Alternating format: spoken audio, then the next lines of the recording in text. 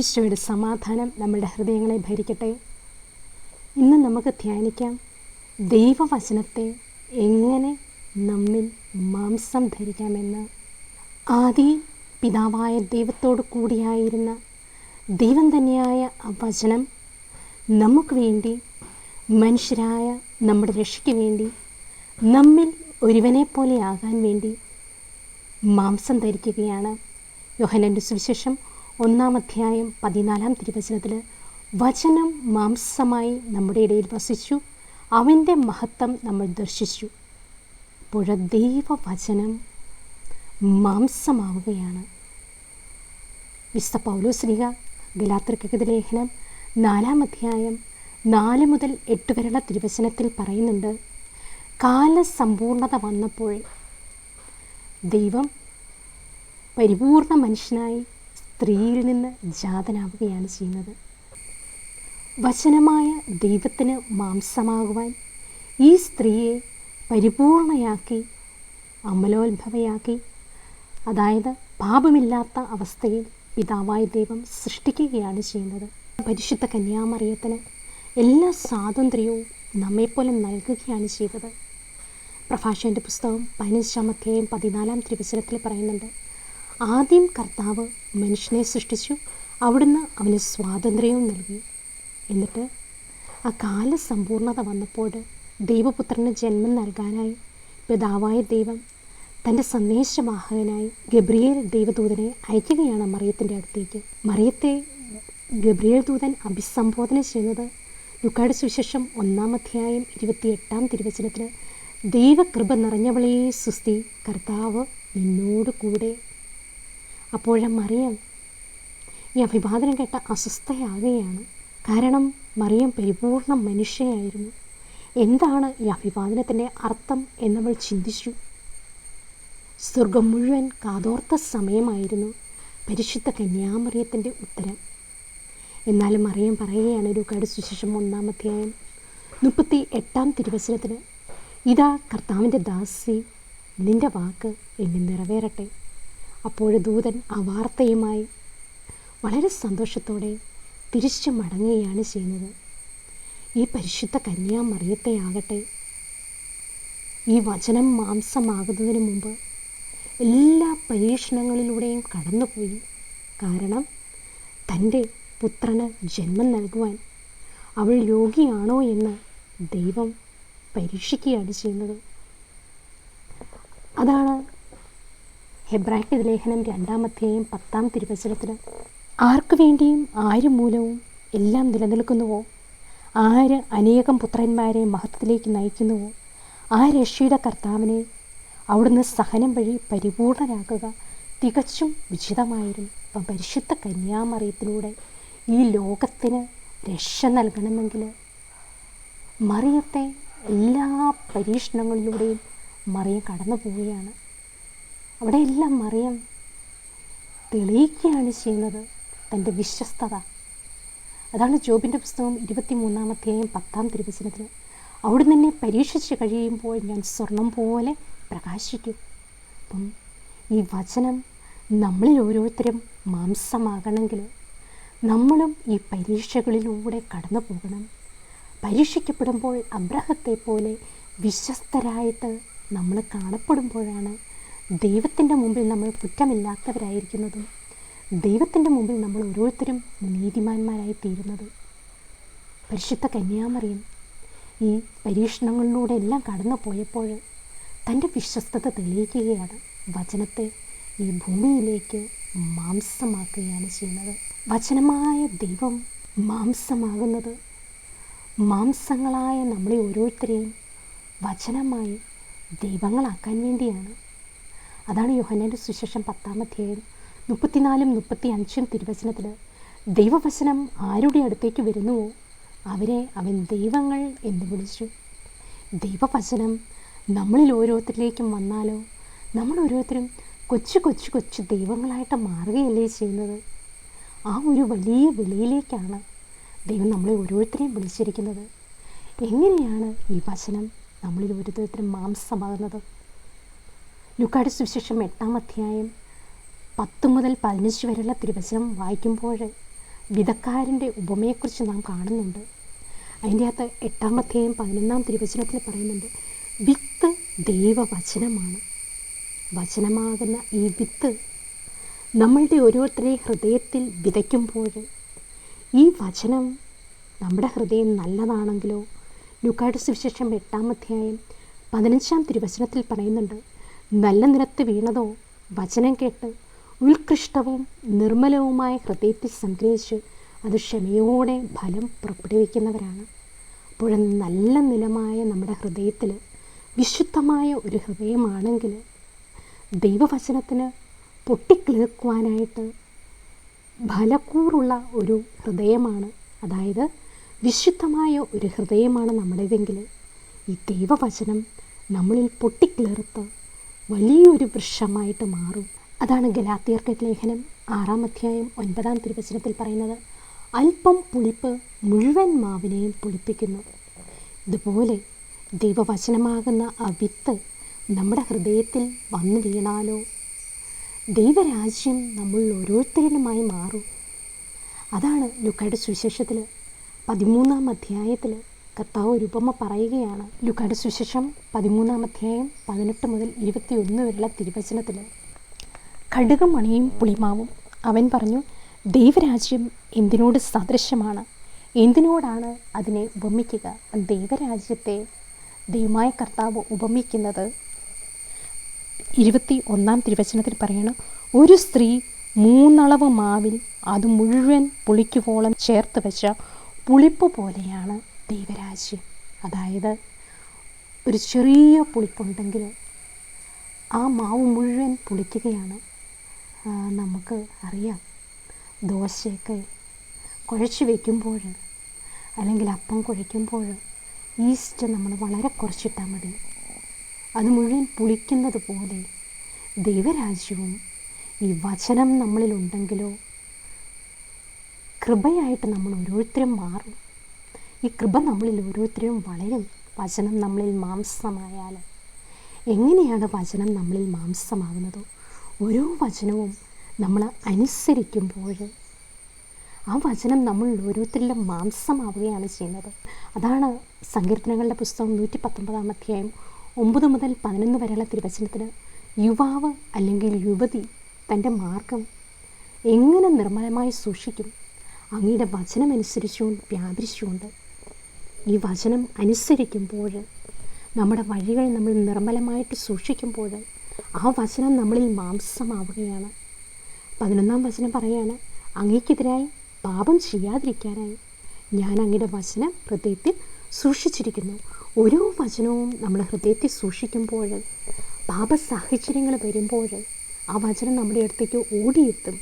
അരുത് അരുത് അരുത് എന്ന് ആ വചനത്തിലൂടെ മനസ്സാക്ഷി നമ്മളോട് സംസാരിക്കും. അപ്പോൾ നാം ആ വചനം പാലിക്കുകയാണെങ്കിൽ ആ സമയത്തും കർത്താവ് നമുക്ക് സ്വാതന്ത്ര്യം തന്നിട്ടുണ്ട്. വേണമെങ്കിൽ നമുക്ക് ആ വചനം അനുസരിക്കാം, വേണമെങ്കിൽ നമുക്ക് വേണ്ട എന്ന് വയ്ക്കാം. അപ്പോൾ ആ വചനം നമ്മൾ അനുസരിക്കുമ്പോൾ അവിടെ ആ വചനം നമ്മളിൽ ഓരോരുത്തരിലും മാംസമാവുകയാണ് ചെയ്യുന്നത്. ഈ മാംസമായ വചനം നമ്മൾ പ്രഘോഷിക്കുമ്പോഴാണ് കർത്താവ് അവിടെ അത്ഭുതങ്ങളും അടയാളങ്ങളും പ്രവർത്തിക്കുന്നത്. മറ്റുള്ള വ്യക്തികൾക്ക് മനസ്സാന്തരം ഉണ്ടാകണമെങ്കിൽ നമ്മൾ ഓരോരുത്തരും ആ വചനങ്ങൾ പാലിക്കണം. അവ നമ്മളിൽ മാംസമായിട്ട് നമ്മൾ വചനം പ്രഘോഷിക്കുകയാണെങ്കിൽ കർത്താവ് ആ സമയത്ത് പ്രവർത്തിക്കും. അതാണ് വചനത്തിൻ്റെ ശക്തി. ഈ വചനം ഇരുതല വാളാണ്.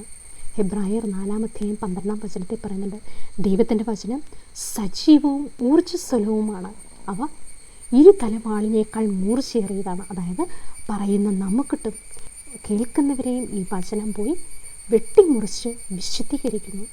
ഇതാണ് ദൈവവചനത്തിൻ്റെ ശക്തി. നാം കാണുകയായിരുന്നു ഈ ദൈവരാജ്യം എന്താണെന്നും എങ്ങനെയാണ് വചനം നമ്മളിൽ മാംസമാകുന്നതെന്നും. മർക്കോസിൻ്റെ സുവിശേഷം 4-ാം അധ്യായം 26 മുതൽ 29 വരെയുള്ള തിരുവചനത്തിൽ കർത്താവ് ഉപമയിലൂടെ സംസാരിച്ചപ്പോൾ നമ്മെ പഠിപ്പിക്കുകയാണ്, ദൈവരാജ്യം ഒരുവൻ വയലിൽ വിത്ത് വിതയ്ക്കുന്നതിന് സദൃശം. വിത്ത് വിതച്ച ശേഷം അവൻ കിടന്നുറങ്ങുകയാണ്. എന്ന് പറയുന്നത് അത് അറിയാതെ തന്നെ ഫലം പുറപ്പെടുവിക്കുന്നു. ആദ്യം ഇല, പിന്നെ കതിർ, തുടർന്ന് കതിരിൽ ധാന്യമണികൾ. ഇങ്ങനെ ഭൂമി ഫലപുഷ്ടമാകുന്നത് പോലെ കർത്താവിൻ്റെ ആ അധരത്തിൽ നിന്ന് പുറപ്പെടുന്ന ഓരോ വചനവും ഫലരഹിതമായി അത് തിരിച്ചു പോവുകയില്ല.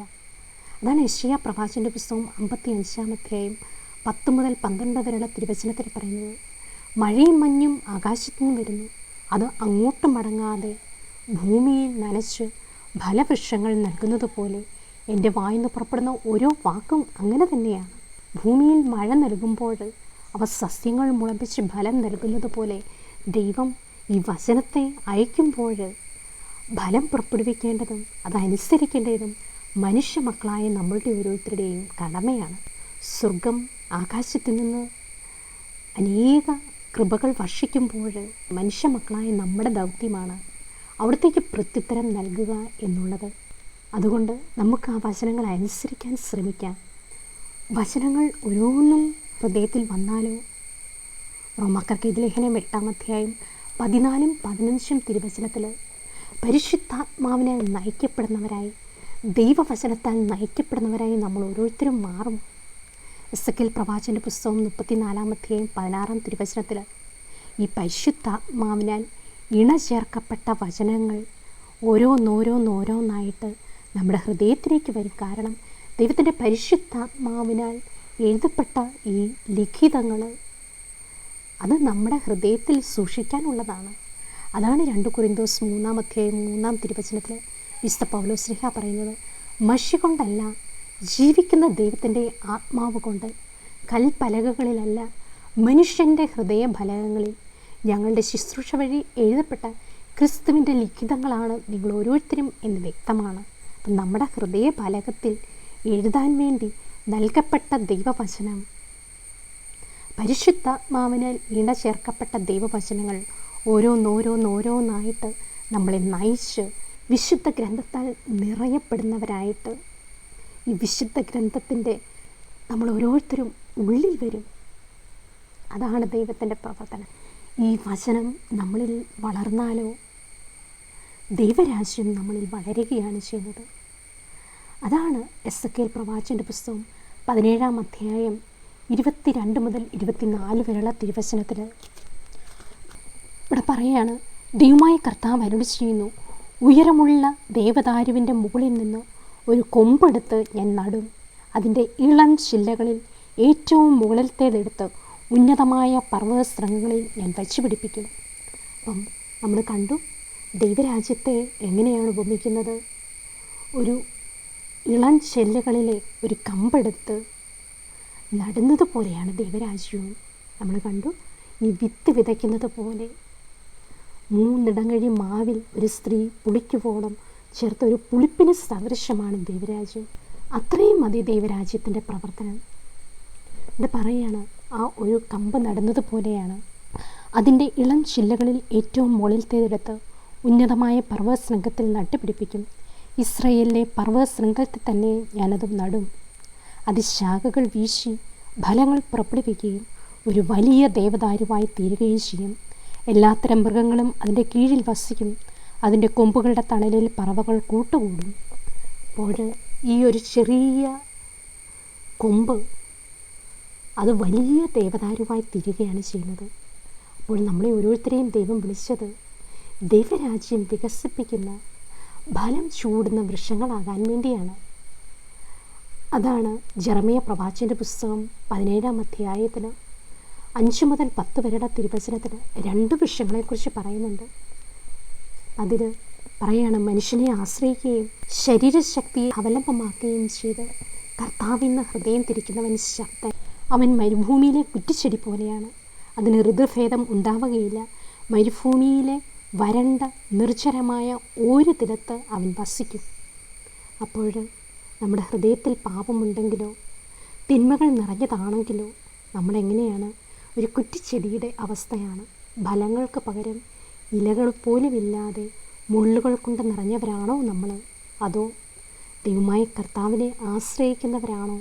വചനം നമ്മളിലുണ്ടെങ്കിൽ ഇവിടെ പറയുകയാണ്, എന്നാൽ കർത്താവിൽ ആശ്രയിക്കുന്നവൻ അനുഗ്രഹീതൻ, അവൻ്റെ പ്രത്യാശ അവിടുന്ന് തന്നെ. അവൻ ആറ്റുതീരത്ത് നട്ട മരം പോലെയാണ്, അത് വെള്ളത്തിലേക്ക് വേരൂന്നിയിരിക്കുന്നു. അത് വേനൽക്കാലത്തെ ഭയപ്പെടുന്നില്ല, അതിൻ്റെ ഇലകൾ എന്നും പച്ചയാണ്. വരൾച്ചയുടെ കാലത്തിനും അതിന് ഉത്കണ്ഠയില്ല. അത് ഫലം നൽകിക്കൊണ്ടേയിരിക്കും. അപ്പോൾ ആ എന്നും ഫലം നൽകുന്ന വരൾച്ചയുടെ കാലത്ത് ഭയപ്പെടാത്ത പച്ചയായ ഇല ചൂടിയ വൃക്ഷങ്ങളാണോ നമ്മൾ? ദൈവവചനം നമ്മളിലുണ്ടെങ്കിൽ നമ്മൾ ആറ്റുതീരത്ത് നട്ട മരം പോലെ എന്നും ഫലം നൽകിക്കൊണ്ടേയിരിക്കും. ലൂക്കായുടെ സുവിശേഷം 19-ാം അധ്യായം 1 മുതൽ 10 വരെയുടെ തിരുവചനത്തിൽ നാം ഒരു വൃക്ഷത്തെ കാണുന്നുണ്ട്. സക്കേവൂസ് കർത്താവിനെ കാണുവാൻ കയറിയ വൃക്ഷം സിക്കമോർ വൃക്ഷം. ഈ സിക്കമോർ വൃക്ഷത്തെ കയറിക്കഴിഞ്ഞപ്പോൾ അതിന് മുകളിൽ ചെന്ന് കഴിഞ്ഞപ്പോഴാണ് സക്കേവൂസ് കർത്താവിനെ കണ്ടത്. അപ്പം നമ്മൾ ഓരോരുത്തരും സിക്കമോർ വൃക്ഷങ്ങളായിട്ട് മാറണം. നമ്മളിലൂടെ അനേകരെ കർത്താവിനെ കണ്ടെത്തണം. അതുകൊണ്ട് നമുക്ക് ഓരോരുത്തർക്കും ആറ്റുതീരത്ത് നട്ട വൃക്ഷം പോലെയാകാം. എന്നും ഫലം നൽകുന്ന, ദൈവവചനത്തിൽ ആശ്രയിക്കുന്ന, ദൈവവചനം നമ്മളിൽ ഓരോരുത്തരിലും മാംസമാകുന്ന ദൈവരാജ്യങ്ങളായിട്ട് നമ്മൾ ഓരോരുത്തരും മാറണം. ആറ്റുതീരത്ത് നട്ട വൃക്ഷം പോലെ നാം കണ്ടു. മറ്റൊരു തോട് പോലെ ദൈവവചനത്തിൻ്റെ നീരുറവയാകുന്ന ആ ജീവജലങ്ങളായിട്ട് നമ്മൾ ഓരോരുത്തരും മാറണം. ജീവജലത്തിൻ്റെ കിണറുകളാകണം. നദിയിൽ നിന്നുള്ള തോട് പോലെ ഒഴുകുന്നവരായിട്ട് മാറണം. ജീവൻ്റെ വൃക്ഷങ്ങളായിട്ട് മാറണം. അതാണ് വെളിപാട് പുസ്തകത്തിൽ 22-ാം അധ്യായത്തിന് 1ഉം 2ഉം തിരുവചനത്തിന് നാം ഇപ്രകാരം വായിക്കുന്നുണ്ട്. ദൈവത്തിൻ്റെയും കുഞ്ഞാടിൻ്റെയും സിംഹാസനത്തിൽ നിന്ന് പുറപ്പെടുകയും സ്ഫടികം പോലെ തെളിഞ്ഞതുമായ ജീവജലത്തിൻ്റെ നദി അവനെനിക്ക് കാണിച്ചു തന്നു. നഗരവീതിയുടെ മധ്യത്തിൽ നദിയുടെ ഇരുഭാഗങ്ങളിലായി 12 തരം ഫലങ്ങൾ കായ്ക്കുന്ന ജീവൻ്റെ വൃക്ഷം നിൽക്കുന്നു. അത് മാസം തോറും ഫലം തരുന്നു. ആ വൃക്ഷത്തിൻ്റെ ഇലകൾ ജനതകളുടെ രോഗശാന്തിക്ക് വേണ്ടിയുള്ളതാണ്. അപ്പോൾ നാം കാണുകയാണ്, ജീവൻ്റെ വൃക്ഷം, അതിൻ്റെ ഫലം, അതിൻ്റെ ഇലകൾ രോഗശാന്തിക്ക് വേണ്ടിയിട്ടുള്ളതാണ്. അത് നിൽക്കുന്ന സ്ഥലം എവിടെയാണ്? ജീവജലത്തിൻ്റെ നദിയുടെ അടുത്താണ് ആ വൃക്ഷം നിൽക്കുന്നത്. അപ്പം നമ്മൾ ഓരോരുത്തരും ജീവൻ്റെ വൃക്ഷങ്ങളായിട്ട്, ഫലം നൽകുന്ന വൃക്ഷമായിട്ട്, അനേകരെ കർത്താവിനെ കാണിച്ചു കൊടുക്കുന്ന വൃക്ഷങ്ങളായിട്ട് മാറണം. ഉൽപ്പത്തി പുസ്തകം 2-ാം അധ്യായം 9-ാം തിരുവചനത്തിൽ ദൈവമായ കർത്താവ് ആ പറുദീസായിൽ നന്മ തിന്മകളെക്കുറിച്ചുള്ള അറിവിൻ്റെ വൃക്ഷവും ജീവൻ്റെ വൃക്ഷവും നട്ടുപിടിപ്പിക്കുകയാണ്. മനുഷ്യന് സത്താൻ്റെ സഹായത്തോടെ ആ നന്മ തിന്മകളെക്കുറിച്ചുള്ള അറിവിൻ്റെ കനി പറിച്ചു കഴിഞ്ഞപ്പോൾ ഈ ജീവൻ്റെ വൃക്ഷത്തെ ദൈവമായ കർത്താവ് സംരക്ഷിക്കുകയാണ്. ജീവൻ്റെ വൃക്ഷത്തിൻ്റെ ആ കായാണ് പരിശുദ്ധ കുർബാന. അപ്പോൾ അനുദിനം വിശുദ്ധ കുർബാന സ്വീകരിച്ചുകൊണ്ട് ജീവൻ്റെ വൃക്ഷമാകുവാൻ, കർത്താവിനെ കണ്ടെത്തുന്ന വൃക്ഷങ്ങളായിട്ട് നമ്മൾ ഓരോരുത്തരും മാറുവാൻ, ദൈവരാജ്യത്തിൻ്റെ ഫലങ്ങൾ, പരിശുദ്ധാത്മാവിൻ്റെ ഫലങ്ങൾ ഗലാത്യർ 5-ാം അധ്യായം 22-ാം തിരുവചനത്തിൽ പറയുന്നുണ്ട്. എന്തെന്നാൽ ആത്മാവിൻ്റെ ഫലങ്ങൾ ഇവയാണ്: സ്നേഹം, ആനന്ദം, സമാധാനം, ക്ഷമ, ദയ, നന്മ, വിശ്വസ്തത, സൗമ്യത, ആത്മസംയമനം. ഈ ഫലങ്ങൾ പുറപ്പെടുവിക്കുവാൻ കർത്താവ് നമ്മളെ ഓരോരുത്തരെയും അനുഗ്രഹിക്കട്ടെ. അതോ നമ്മൾ 2 കൊരിന്തോസ് 12-ാം അധ്യായം 20-ാം തിരുവചനത്തിൽ കുറച്ച് തിന്മയുടെ ഫലങ്ങളെക്കുറിച്ച് പറയുന്നുണ്ട്.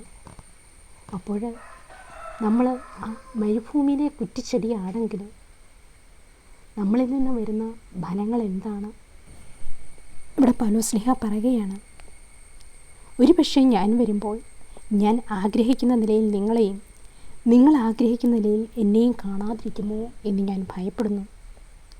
കലഹവും അസൂയയും കോപവും മാത്സര്യവും അപവാദവും പരദൂഷണവും അഹന്തയും അസ്വസ്ഥതയും ആയിരിക്കുമോ കണ്ടെത്തുന്നത്? നമ്മൾ ഓരോരുത്തരും പര്യാലോചിക്കുക. നമ്മളിൽ ഈ പരിശുദ്ധാത്മാവിൻ്റെ ഫലങ്ങളായ ആ നല്ല വൃക്ഷത്തിൻ്റെ ഫലങ്ങളാണോ നമ്മളിലുള്ളത്? അതോ പാപത്തിൻ്റെ ഫലം, സത്താൻ്റെ ആ വൃക്ഷത്തിൻ്റെ ഫലങ്ങളാണോ നമ്മളിലുള്ളത് എന്ന് നമ്മൾ ഓരോരുത്തരും ചിന്തിക്കുക. ഈ പാപങ്ങൾ ഓരോന്നോരോന്നായിട്ട് നമ്മളിൽ നിന്ന് എടുത്തു മാറ്റി വിശുദ്ധ പത്രോസ് ശ്ലീഹ 1 പത്രോസ് 2-ാം അധ്യായം 1 മുതൽ 3 വരെയുള്ള തിരുവചനത്തിൽ പറയുന്നത് പോലെ നിങ്ങളെല്ലാ തിന്മയും വഞ്ചനയും കാപട്യവും അസൂയയും അപവാദവും ഉപേക്ഷിക്കുകയും രക്ഷയിലേക്ക് വളർന്നു വരേണ്ടതിന് പരിശുദ്ധവും ആത്മീയമായ പാലിനു വേണ്ടി ഇളം പൈതങ്ങളെപ്പോലെ ദാഹിക്കുന്നു. അപ്പോൾ ഈ രക്ഷയിലേക്ക് വളർന്നു വരേണ്ടതിന് ഓരോരോ പാപങ്ങൾ നമുക്ക് ഉപേക്ഷിച്ചുകൊണ്ട് ഇളം പൈതങ്ങളെപ്പോലെ ദാഹിച്ചുകൊണ്ട് കർത്താവിൻ്റെ ഓരോ വൃക്ഷങ്ങളായിട്ട് നമുക്ക് മാറാം. ഈ പരിശുദ്ധ കന്യാമറിയമായിരുന്നു ആദ്യത്തെ സക്രാരി. അവളായിരുന്നു വചനത്തെ മാംസം ധരിച്ച് ഈ ഭൂമിയിലേക്ക് കൊണ്ടുവന്നവൾ. അനുദിനം പരിശുദ്ധ കുർബാന സ്വീകരിക്കുന്ന നമ്മൾ ഓരോരുത്തരും സഞ്ചരിക്കുന്ന സക്രാരികളായിട്ട് മാറണം. വചനത്തെ ഹൃദയത്തെ സൂക്ഷിക്കുന്ന നമുക്കും സഞ്ചരിക്കുന്ന വചനങ്ങളായിട്ട് മാറാം. അങ്ങനെ ഫലം ചൂടിയ വൃക്ഷങ്ങളായിട്ട് ദൈവരാജ്യമായിട്ട് നമുക്ക് മാറാം. അപ്പോസ്തലപ്രവർത്തനം 12-ാം അധ്യായം 24-ാം തിരുവചനത്തിൽ പറയുന്നുണ്ട്, വചനം വളർന്ന് പന്തലിക്കുകയാണ്. അപ്പോൾ അനേകം ആൾക്കാരിൽ ഈ കൃപ സമർത്ഥമാകുന്നത് വഴി ദൈവമഹത്വത്തിന് കൂടുതൽ കൃതജ്ഞത അർപ്പിക്കുകയും ഈ ഭൂമിയിൽ ദൈവരാജ്യം സംജാതമാവുകയും ചെയ്യാണ് ചെയ്യുന്നത്. അതുകൊണ്ട് ഈ ദൈവവചനത്തെ ദൈവരാജ്യത്തെ വികസിപ്പിക്കുന്നവരായിട്ട് നമുക്ക് ഓരോരുത്തർക്കും മാറാം. അതിനായിട്ട് ദൈവം നമ്മളെ ഓരോരുത്തരെയും അനുഗ്രഹിക്കട്ടെ എന്ന് പ്രാർത്ഥിച്ചുകൊണ്ട് ഫലം ചൂടിയ വൃക്ഷങ്ങളായിട്ട് മാറാം. ജീവജലത്തിൻ്റെ കിണറുകളാകാം. ദൈവവചനമാകുന്ന നീന്തുന്നതിനേക്കാൾ ആഴമുള്ള ഈ വിശുദ്ധ ഗ്രന്ഥത്തിലേക്ക് നമുക്ക് കടന്നു വരാം. പരിശുദ്ധാത്മാവിനാൽ ഇണചേർക്കപ്പെട്ട ഈ ദൈവവചനങ്ങളാൽ നയിക്കപ്പെടുന്നവരായിട്ട് നമുക്ക് മാറാം. കർത്താവ് നമ്മളെ ഓരോരുത്തരെയും അതിനായിട്ട് അനുഗ്രഹിക്കട്ടെ എന്ന് പ്രാർത്ഥിച്ചുകൊണ്ട് ഈശോ മിശിഹായുടെ വാഗ്ദാനങ്ങൾക്ക് ഞങ്ങൾ യോഗ്യരാകുവാൻ സർവീസിൻ്റെ പരിശുദ്ധതയും മാതാവേ ഞങ്ങൾക്ക് വേണ്ടി അപേക്ഷിക്കണമേ. ആമേൻ.